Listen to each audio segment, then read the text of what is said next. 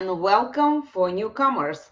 This is our podcast, Diabetically Speaking with Smart Move 360. My name is Irina Struina, and let's talk about stress management and diabetes.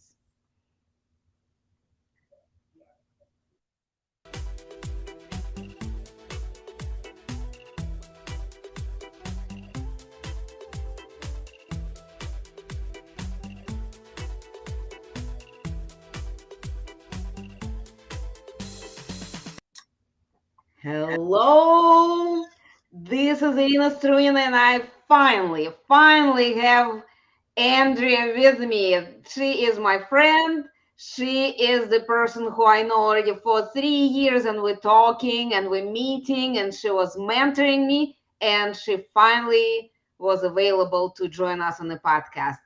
Hello, Andrea. Hi, Irina. It's nice to be here.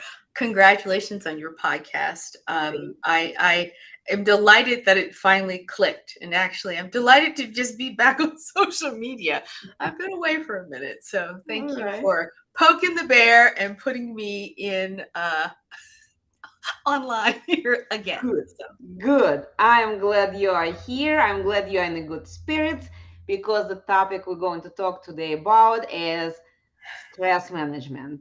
And the reason why I thought that this is an important topic to talk about, this is our second podcast when we are going to discuss this and diabetes, is because, say, in my personal story, in my personal history, I my husband passed away from complications from diabetes.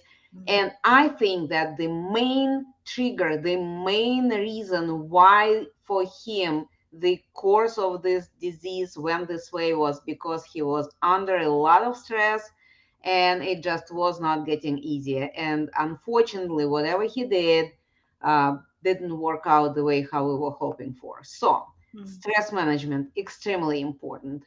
And I wanted to just talk a little bit about it, and I wanted Andrea to tell us her look at it. So, why managing stress is so important in managing? Oh my goodness. Well, I am very familiar with your story about your husband, and in your telling of it, the things that stick out. If I were doing an intake with my clients, as I often do, everyone comes in and they tell me their underlying things, and we really get into how they tick. You are I had never met him, so everyone out here listening, but that story and how he was such a workaholic and all the things that he did, very, very much that stress lived in his body and it really affected his endocrine system in a way that, really made his type 2 diabetes likely very uncontrollable. So just for I didn't get to tell them what I did. So I wanted to just say, like, who's this woman and what is a Thrive strategist and what is a Yes, CFNC? please It might do be that. a good idea to like give them some context. So hi everybody. Andrea Gewirtz, and I like to say I'm a Thrive strategist because I combine functional nutrition and I combine NLP and somatic work to help people return their bodies to optimal wellness, but also return their bodies to their best state of themselves, right? And so I'm very interested in looking at things like stress, for instance, as one of those causalities that really do your body harm. And so I'm really excited you invited me here today because I just recently started working very closely with two people with different stages of quote being pre-diabetic and then being a type 2 newly diagnosed diabetic.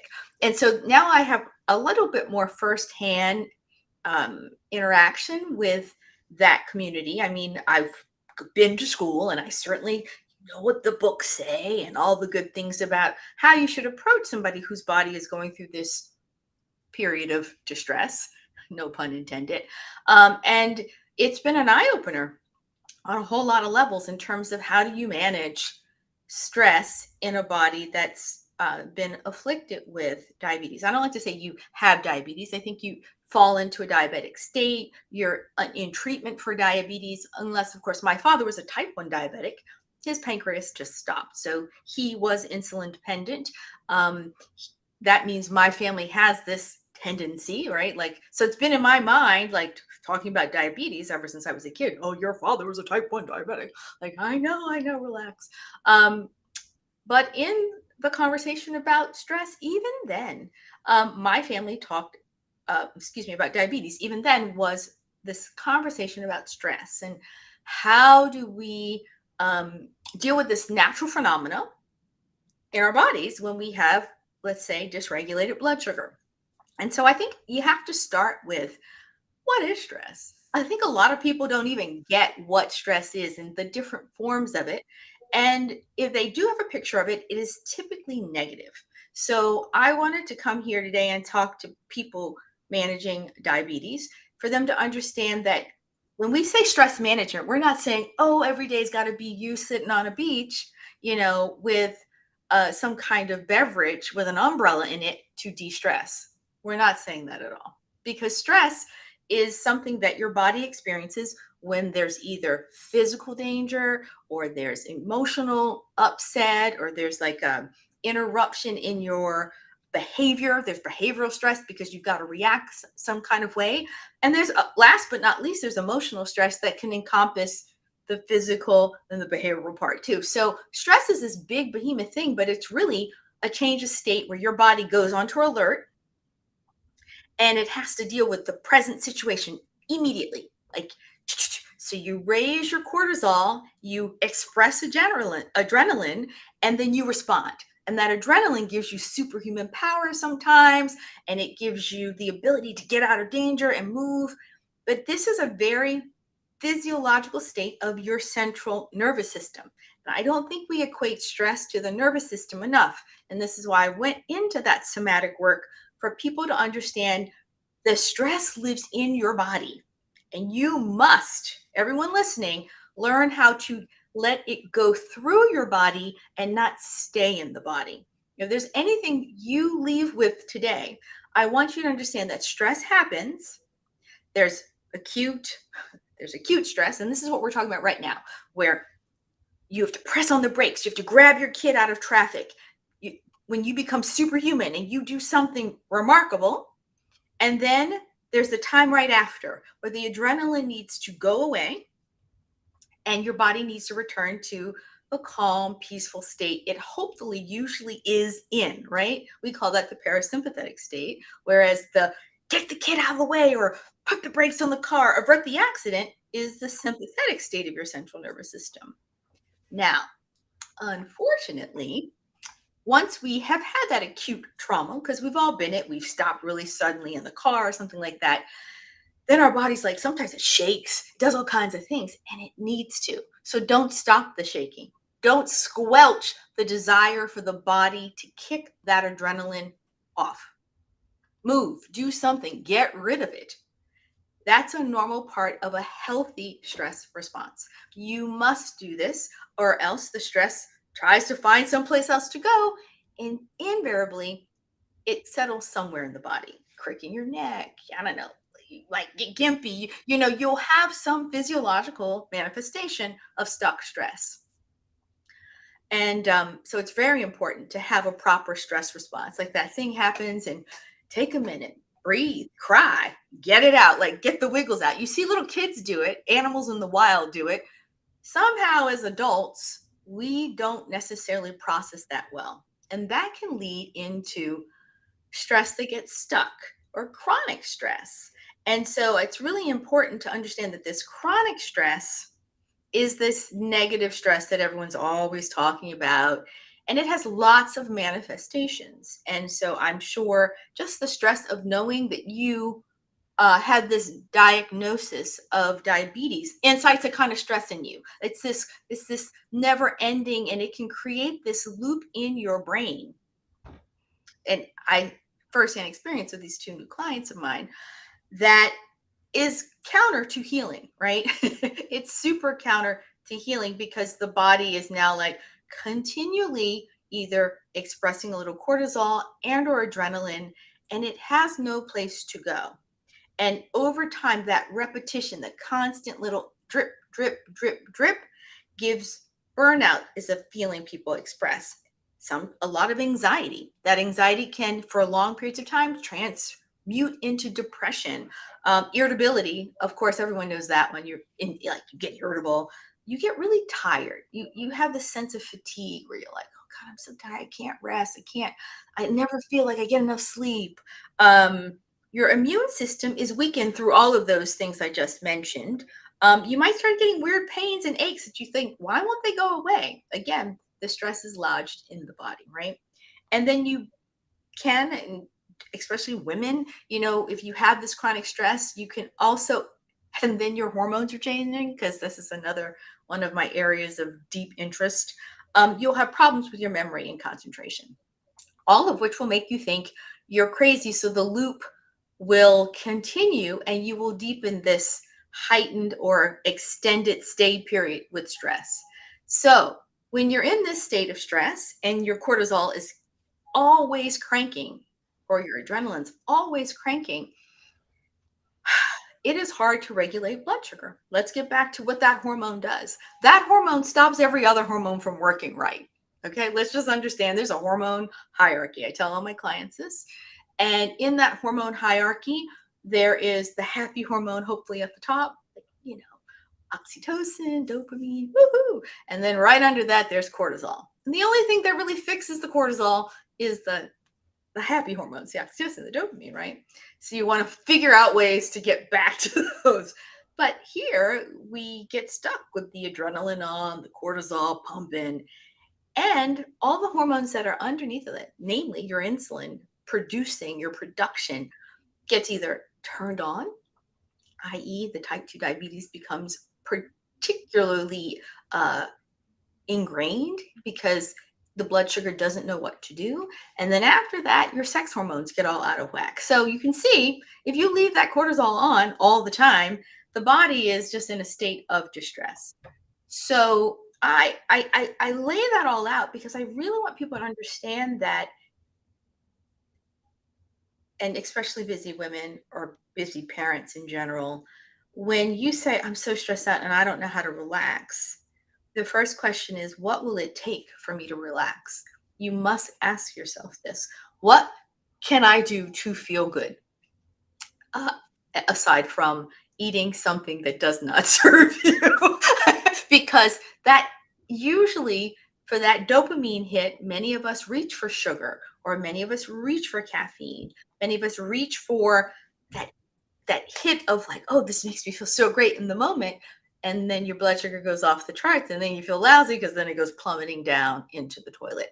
And so you don't feel good. So that quick hit is not necessarily worth it if you're going for it. So other things that bring dopamine, and I know this is very true for you, Irina, and what we both advocate, get out and move. If you are stressed, go move, take a walk. Hold on, Andrea. Andrea, I asked you one question. You already answering my third question here. Hold on. Okay. I appreciate the excourse. Actually, this is very helpful because we were not really talking much about this in details.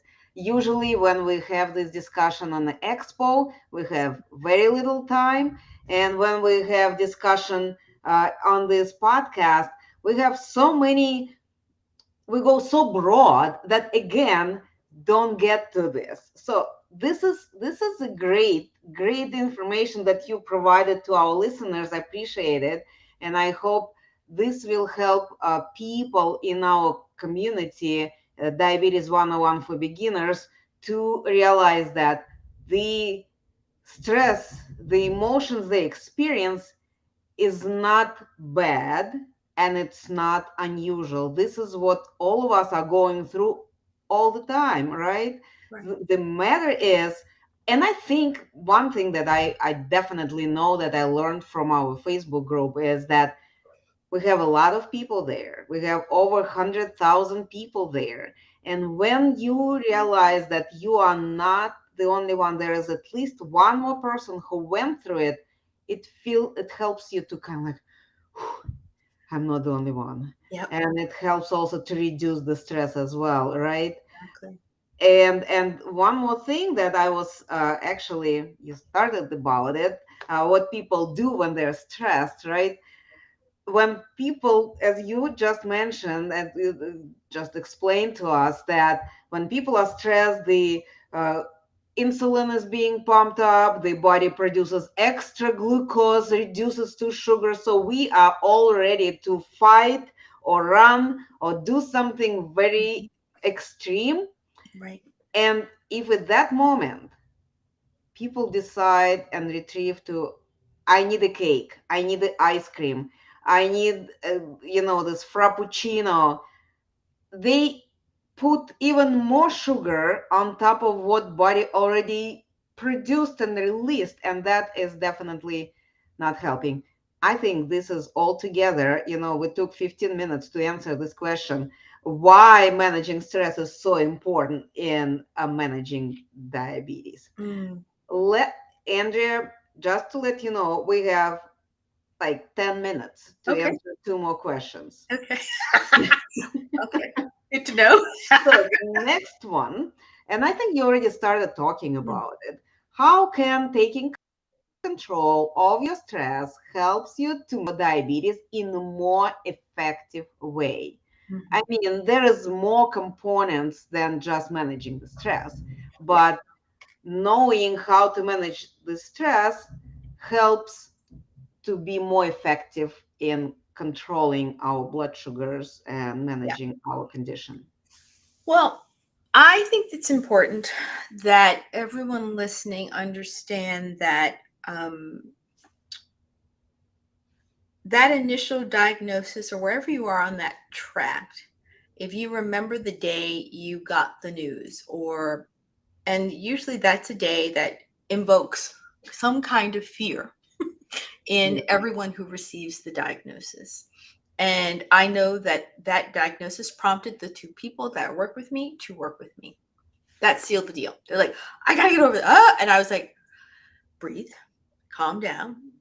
These numbers are, in my way of thinking, very fixable with diet and modifications to how you're living, right? With whatever you're consuming, plus changes like you advocate all the time to lifestyle and movement, it's super important. But the first thing is to calm down. And I think we spend a lot of time telling people, calm down, and they don't know how. So let's talk about ways to, I like manage stress better versus control stress, because people might want to control with another pill for an ill. That's my thing. I'm like, let's not always think there's a pill for every ill, because you can take so many pills and they'll short circuit and you really haven't fixed the root problem. So when you get the diagnosis, take a breath and say, ask yourself, how did I get here? You know? And if you're like, I don't know, pretend you don't know and really ask yourself how you got here, because somewhere along the road you're going to see what was the mitigating circumstance. Was it your menu or your diet? Was it not moving enough? Was it actually stress? One of my people was propelled into this because she was under such stress dealing with family and things like that, that her blood sugars went up just because she never, I really took a breath. And so this is super important for you to go, how did I come here? So you can figure out a way to walk back from it.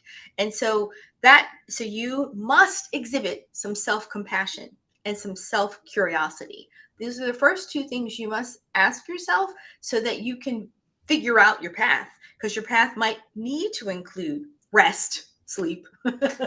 It does need to. You can't omit this one thing. You need this one, right? It will require you to emotionally learn to regulate yourself, like, and say, I matter, and this is important. It will take reaching into community. This is why your community is so special, just like you said today. I went into the community because I wanted to know more about how people were experiencing the different drugs that are available. So thank you to everyone who shared their stories about metformin and Ozempic and all the semaglutides and all the different ones, because it helped me, who didn't have firsthand knowledge, understand some of the things that you deal with all the time. So even as I sought a community. So seeking out a community is huge.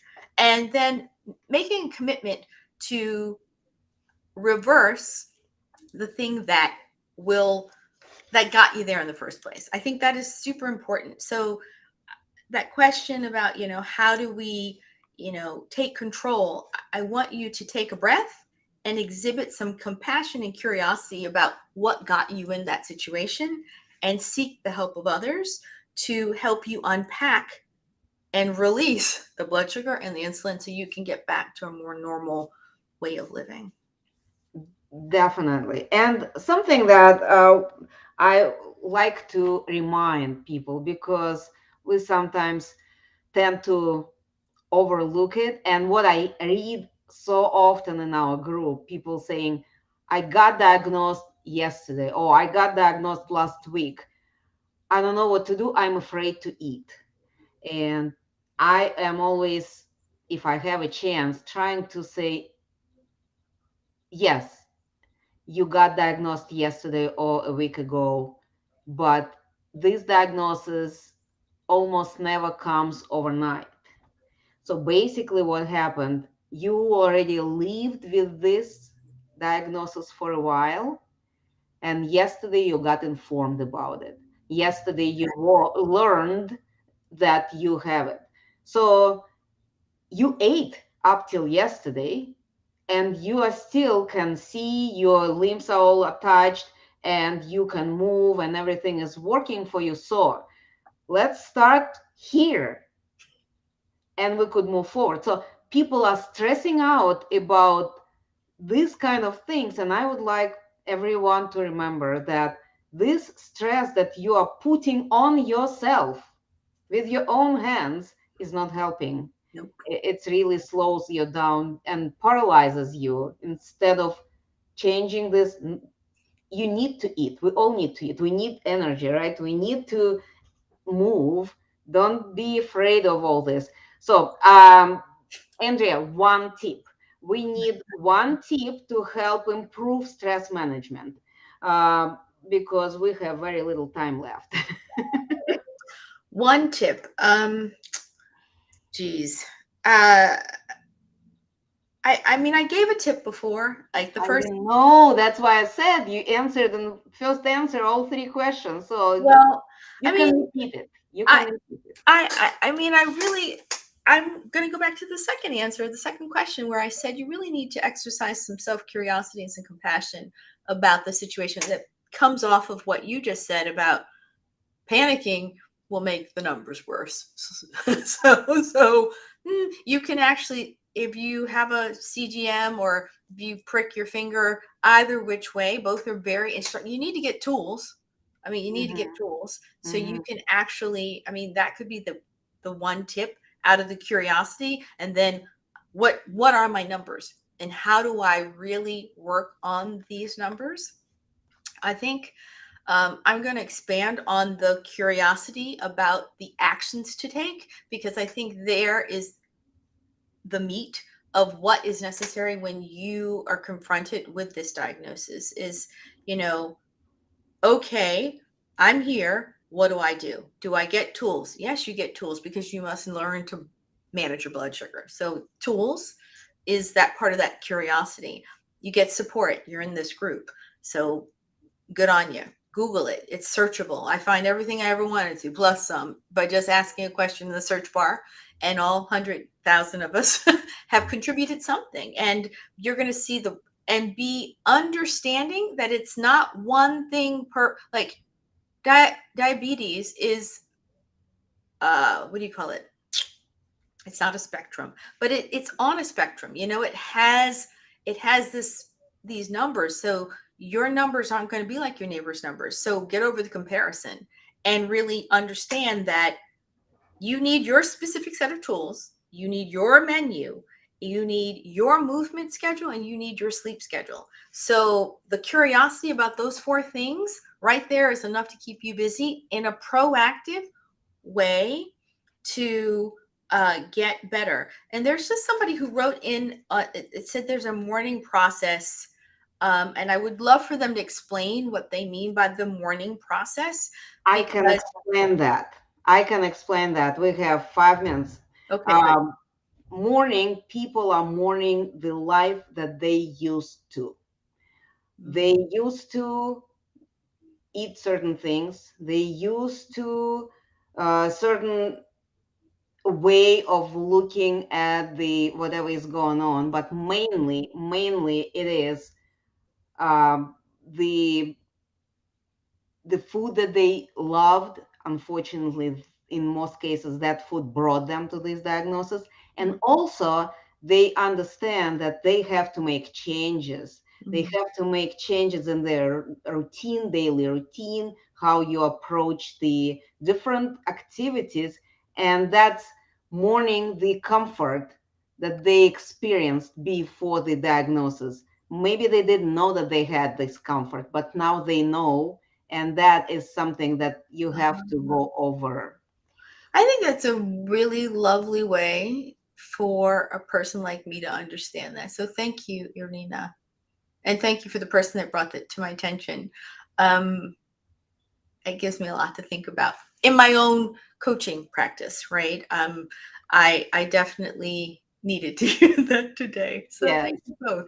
Um, so the morning process is I want to say for you guys, I would lean into it and say, okay, this caused me to change and has given me the ability to have a different outcome. I think I've heard other speakers talk about what is my life now that I am confronted with this situation, and how do I harness what I need to know to move forward in a way that affirms my life versus like some sort of thing ending. But you always have to open a door to walk into a new thing. So look at it as an opening versus someone slamming the door in your face. Exactly. Mhm.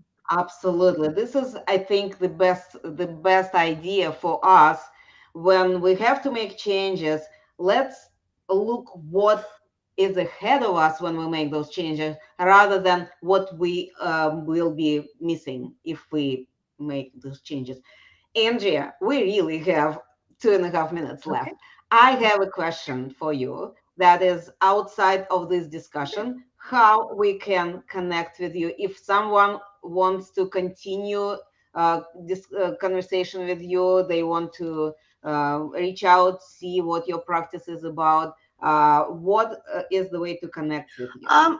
I believe I sent over a Calendly link for everyone to. I'm going to put it back in the chat, so hopefully the producer can put it in Yes, there, it's here. and then we can add it to the comments. And I offer a free 20-minute Thrive call, and I really get to understand where you are, where you want to go, and then I see if I'm the right fit, and if I'm not the right fit for you, I'll help you find someone who is, or some solution.